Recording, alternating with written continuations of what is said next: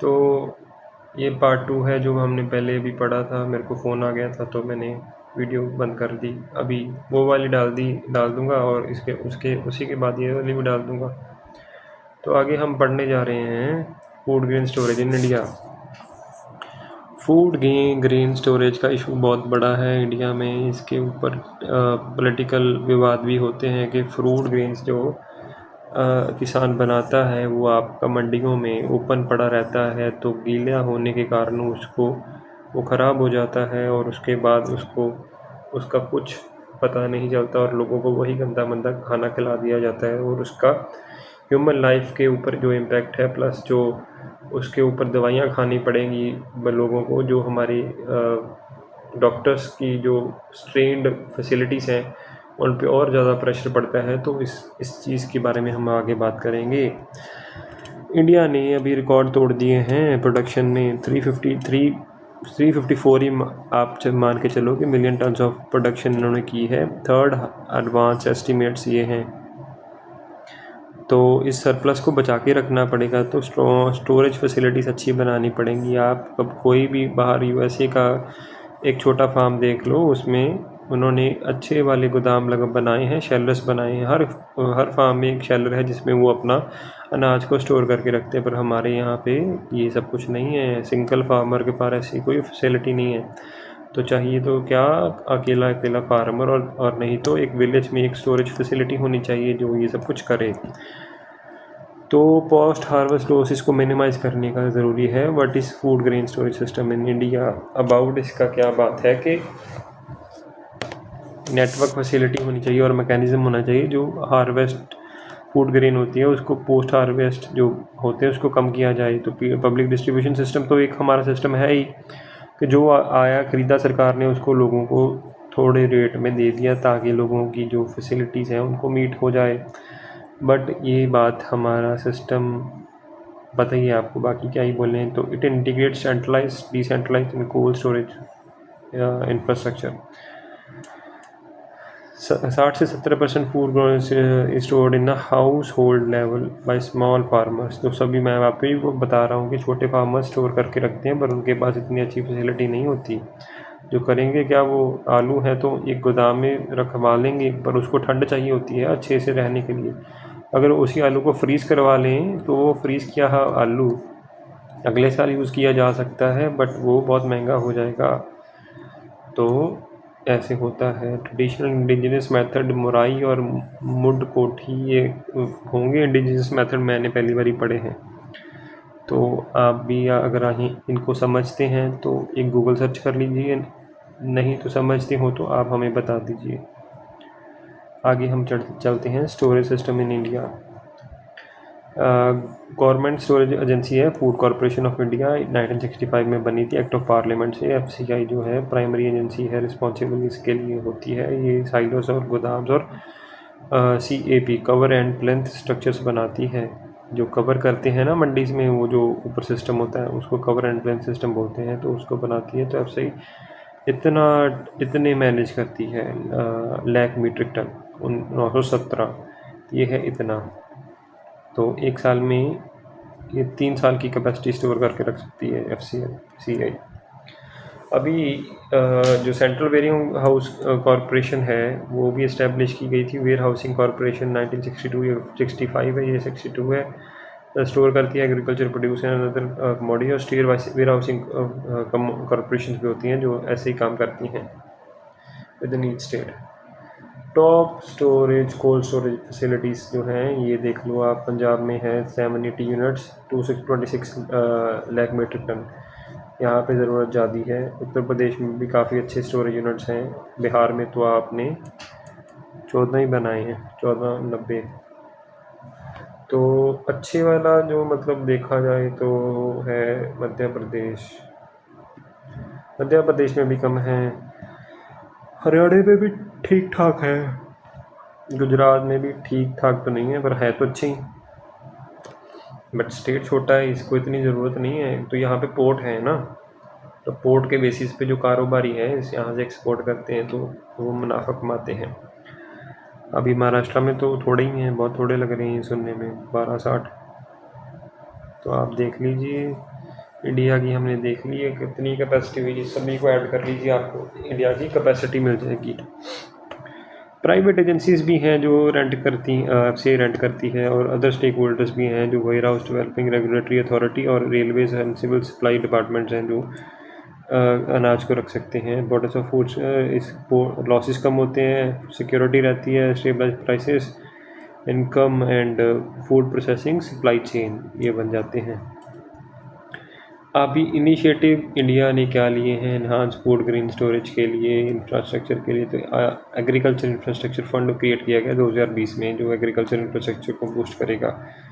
Credit guarantee मिलेगी आपको, आप इसको इन्वेस्टमेंट करें अपने हिसाब से, जो हमारे जो भी पोस्ट हार्वेस्ट सिस्टम होते हैं उनको लगाएं, फंड मिलेगा। Agriculture market infrastructure marketing infrastructure, जो चीज़ आपने प्रोड्यूस किया उसकी मार्केटिंग करने का जो इंफ्रास्ट्रक्चर वो बनाना शुरू किया है ताकि इनोवेशन और रेनोवेशन की जा सके चीज़ों की। प्रधानमंत्री Kisan Sampada Yojana is a comprehensive scheme जो डिज़ाइन की गई है बिल्ड करने के लिए modern infrastructure for food processing sector. ये स्मूथ और एफिशिएंट सप्लाई चेन बनाएंगे। आगे scheme for augmentation of storage capacities, तो steel silos, private entrepreneur guarantee या स्टोरेज एंड गोदाम्स, ये तो हमें बेसिक सी बात पता ही है। चैलेंजेस क्या हैं? हाई पोस्ट और लॉसेस 22% तो ऐसे ख़राब हो जाता है, कितना बड़ा पॉइंट है ये। अगर सोच लो कि ये 10% रह जाए तो ये 10% जो हमने सेव किया है ये इससे कितना बड़ा फ़ायदा होगा, क्योंकि 50% देश का जो हमारा लोग हैं वो इसी 50% फार्मिंग में है, उनको फ़ायदा तो होगा ही होगा। आगे किनको फ़ायदा होगा? जो 80% लोग सरकार से 5 किलो अनाज खरीदते हैं, उनको अच्छी क्वालिटी का अगर अनाज मिल जाए तो किसी का फ़ायदा तो है ही। तो सरकार को ये देखना चाहिए कि इस चीज़ को जल्दी से जल्दी इम्प्लीमेंट करें। आगे स्टोरेज स्पेसिफिक लॉसेस जो होते हैं 6 पॉइंट इतने हैं, आपने स्टोर किया तो लॉस्ट, स्टोरेज अच्छी नहीं थी, ठीक है। वो इकोनॉमिक बर्डन 7,000 करोड़ का, 7,000 करोड़ तो इसरो का बजट नहीं होगा जो जितना हम लॉस कर रहे हैं। कैप स्टोरेज है, जो मंडीज में पंजाब में अक्सर हम देखते हैं उनकी मंडीज ओपन होती हैं तो उस तरह की स्टोरेज में वीट को स्टोर किया जाता है। कवर एंड प्लिथ, मतलब क्या करते हैं वो बड़ा सा एक स्ट्रक्चर क्रिएट कर देंगे जिसमें अनाज रखा होगा, उसको कवर कर देंगे तिरपाल के साथ, तो वो भी गलती है। आगे measures to enhance grain storage, silo बना लो आप। 50,000 मेट्रिक टन के बिहार में साइलोस इनॉग्रेट किए गए हैं। रिड्यूस कर दो लॉसेस वाया बेटर पोस्ट, मतलब बेटर तो बोल दिया, वो करेंगे कैसे वही नहीं पता ना। कर लो सीरियल लॉसेस को, कर लो ड्राई करके, अच्छा बोलते हैं ड्राई करने, क्लीनिंग करके, मार्केटिंग करके, मतलब ड्राई कर लो आप चीज़ को, तो अच्छा ही है वैसे तो। इनकरेज करो ये वाली चीज़, पब्लिक प्राइवेट पार्टनरशिप, और एम्पावर करो पैक्स को, प्राइमरी एग्रीकल्चर क्रेडिट सोसाइटीज़ को। ये नॉर्थ ईस्ट में और हिंदी ट्राइबल एरियाज़ में अच्छा काम कर रही हैं।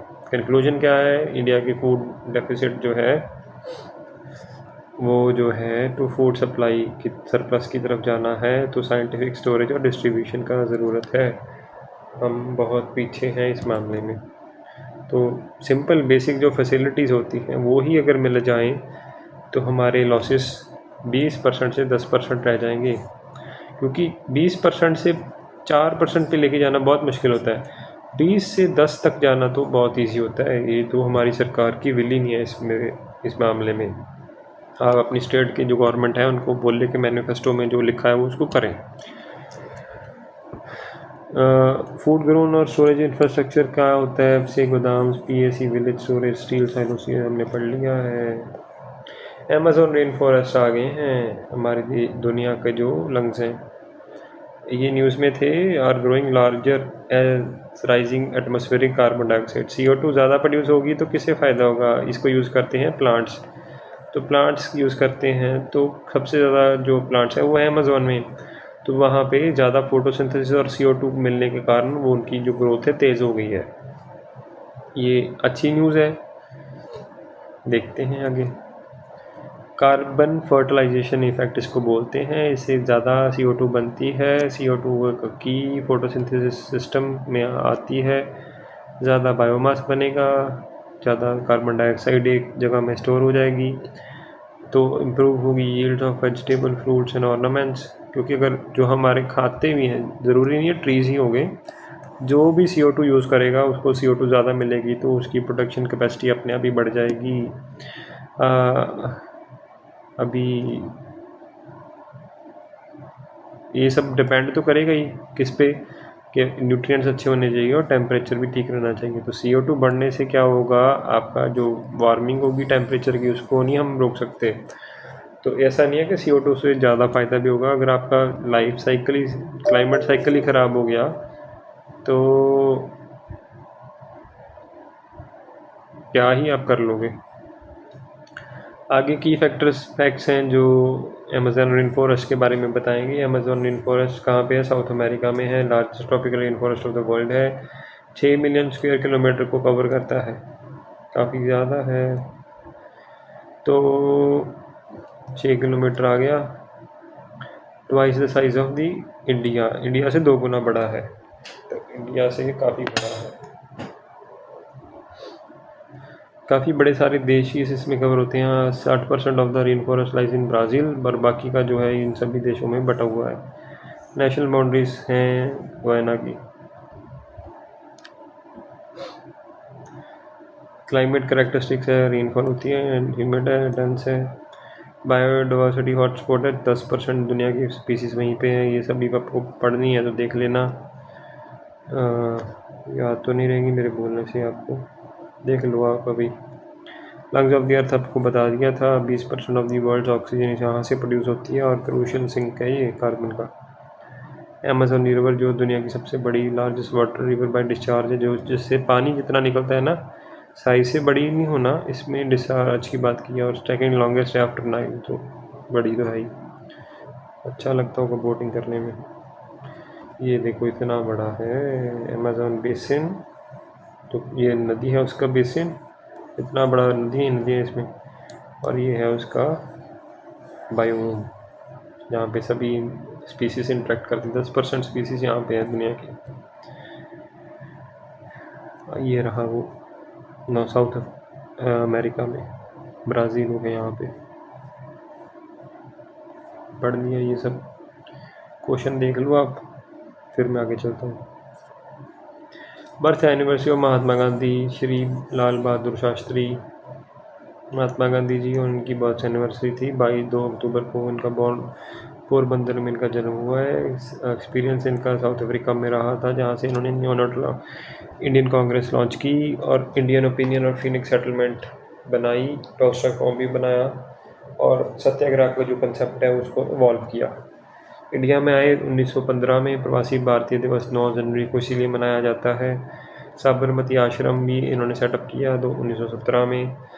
मेजर मूवमेंट चंपारण का 17 में हुआ, खेड़ा सत्याग्रह 18 में, रॉबर्ट सत्याग्रह 1919 में, और उसके बाद में गाइड किया नेशन को नॉन कॉपरेशन मूवमेंट में, और उसके बाद सिविल डिसोबीडियंस मूवमेंट 1930 में, और क्विट इंडिया मूवमेंट 1942 में। राइटिंग एंड आइडियाज़ इनके जो हैं हिंद स्वराज और ऑटोबायोग्राफी में एक्सपेरिमेंट विद ट्रूथ, और उसने इन्होंने खादी और चरखा को प्रमोट किया, और इंडिया स्पिनर एसोसिएशन 1925, और हरिजन सेवक संघ 1932 में इन्होंने बात की। बहुत लेट बात की है इन्होंने। आप इनकी जो आइडियोलॉजी है उसमें सहमत होंगे ना होंगे, पर उन्होंने जो हरिजन की बात बहुत लेट शुरू की थी, ये इनकी क्रिटिसिज्म भी होता है, लेगेसी है। क्योंकि 1931 में इनका जो पैक्ट हुआ था साइन उसके साथ, अम्बेडकर जी के साथ शायद, तो उसी के कारण उन्होंने ये सब कुछ करना शुरू किया। गांधी लास्ट ईयर जो थे वो कम्युनल हार्मनी और अपलिफ्टमेंट ऑफ हरिजन्स को लेके थे, और 1948 में इनकी डेथ हो गई और उनको असैसिनेट किया गया था। फादर ऑफ इंडियन नेशन है इनको बोला जाता है। इनकी legacy of truth and non violence को हम अच्छे से जानते हैं। गांधी जयंती 2 अक्टूबर को मनाई जाती है, और international day of non violence भी इनके नाम पे यूनाइटेड नेशंस को नेशन ने डिक्लेयर किया है। गांधीयन फिलॉसफी इन कंटेम्प्रेरी इनिशिएटिव्स, तो स्वच्छ भारत मिशन है, क्लीननेस की बात करता है, सेल्फ हेल्प ग्रुप है, कोऑपरेटिव्स की जो आर्टिकल हमारे 48 हैं शायद कोऑपरेटिव को लेके, उसके बारे में हम देख लो आप। स्वदेशी फूड 48 विलेज बेस्ड प्रोडक्शन होगी, खादी विलेज स्वामित्व स्कीम है जो सेल्फ रिलायंस विलेज और पंचायती राज का इंस्टीट्यूट इन्होंने काफ़ी प्रमोट किया है। पीएम जनजातीय उन्नत ग्राम अभियान जुगा और दजुगा ट्राइबल एडवांसमेंट है, और राइट टू डिग्निफाइड वर्क और इंक्लूसिव डेवलपमेंट आर्टिकल 39 और 42 शायद देख लेना आप, इसके आसपास ही है। ये तो काफ़ी डिटेल में हो गया। यहाँ से आप मेरी जो पिछली वीडियो थी ना कल वाली, 2 अक्टूबर की है, वो देख लेना आप। और आप अगर इसमें से कुछ आपको अच्छा लगता है, वैसे मैंने बोल दिया ये सब कुछ। गांधी एडवन पैक्ट हुआ था 1931 और पूना पैक्ट हुआ था 1932 में। उसी के बाद इन्होंने हरिजन जो था उसको शुरू किया। तो happiness is when what you think, what you say and what you do are in harmony. You must not lose faith in humanity. Humanity is an ocean. If a few drops of an ocean are dirty, the ocean are not becoming dirty. अच्छी quotes हैं, आप इनको use कर सकते हैं। शास्त्री जी अभी आ चुके हैं। इनकी लाइफ, अर्ली लाइफ, ये 2 अक्टूबर को 1904 में मुगल सराई उत्तर प्रदेश में बॉर्न हुए थे। इंस्पायर्ड थे महात्मा गांधी की नॉन कॉपरेशन मूवमेंट 1920 में। स्टडी किया था काशी विद्यापीठ वाराणसी में, और शास्त्री का टाइटल इनको मिल गया। फ्रीडम स्ट्रगल में इन्होंने सिविल डिसोबीडियंस मूवमेंट में पार्टिसिपेट किया, मल्टीपल टाइम्स अरेस्ट हुए और 7 साल इन्होंने जेल में भी बिताए। पॉलिटिकल करियर पोस्ट इंडिपेंडेंस वो पार्लियामेंट्री सेक्रेटरी बने उत्तर प्रदेश के, उनको बाद उनको होम मिनिस्टर बना दिया, और उसके बाद ये यूनियन पोर्टफोलियो में रेलवे ट्रांसपोर्ट कम्युनिकेशन मिनिस्ट्री में भी रहे। रिजाइनिंग एज रेल मिनिस्टर 1956 में जो इन्होंने एक एक्सीडेंट हुआ, इन्होंने रिस्पॉन्सिबिलिटी ली। आज का कोई मिनिस्टर देखा है आपने कभी अपने पोर्टफोलियो छोड़ा हो? कभी नहीं छोड़ते वो। लीडरशिप क्वालिटीज़ थी admired for integrity, humility, efficiency. Title of dynamo of a man, little dynamo of a man, अच्छा है टाइटल उनका। प्राइम मिनिस्टरशिप जवाहरलाल नेहरू को बाद इन्होंने सक्सीड किया और प्राइम मिनिस्टर बने थे इस समय के लिए। शास्त्री शोड फॉर्म लीडरशिप इस समय भी। शास्त्री जी इंडो पाक वॉर में कौन थे लीडर? वो थे शास्त्री जी। जय जवान जय किसान का नारा दिया था जब जवानों की भी ज़रूरत थी। यूएसए ने हमें बोल दिया था हम आपको अनाज नहीं देंगे, इसलिए इन्होंने ये नारा बोला कि हम खुद बनाएंगे। तो एम एस स्वामीनाथन ने इनको सपोर्ट किया। जय किसान आया। ताशकंद डिक्लेरेशन में गए थे, उनकी वहाँ पे डेथ हो गई, सडन डेथ हो गई डिक्लेरेशन को साइन करने के बाद।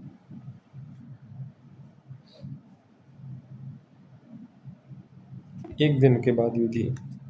ठीक है, आपको पता लग गया, ये हमने पढ़ लिया है।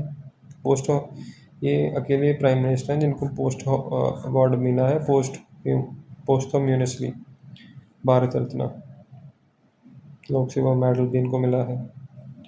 चलिए आगे चलते हैं, क्वेश्चंस खत्म होने वाले हैं। Mutual legal assistance treaty, mutual ये गवर्नमेंट ऑफ इंडिया ने वो की है, mutual with Singapore to ensure cooperation investigation on death of singer Zubeen Garg who died in Singapore. तो आप हमारी हेल्प कीजिए, आपकी हम हेल्प करेंगे और इस इशू को हम सॉल्व करेंगे। इसका मतलब ये होता है म्यूचुअल लीगल असिस्टेंस ट्रीटी जो है बायलैटरल और मल्टीलैटरल एग्रीमेंट्स में आती है। एक देश के साथ भी हो सकती है और मल्टीपल देशों के साथ भी हो सकती है। दैट एक कंट्री कोऑपरेट करेगी क्रिमिनल मैटर्स के साथ, टेररिज्म और ट्रैफिकिंग, साइबर, ये सभी हैं इसमें।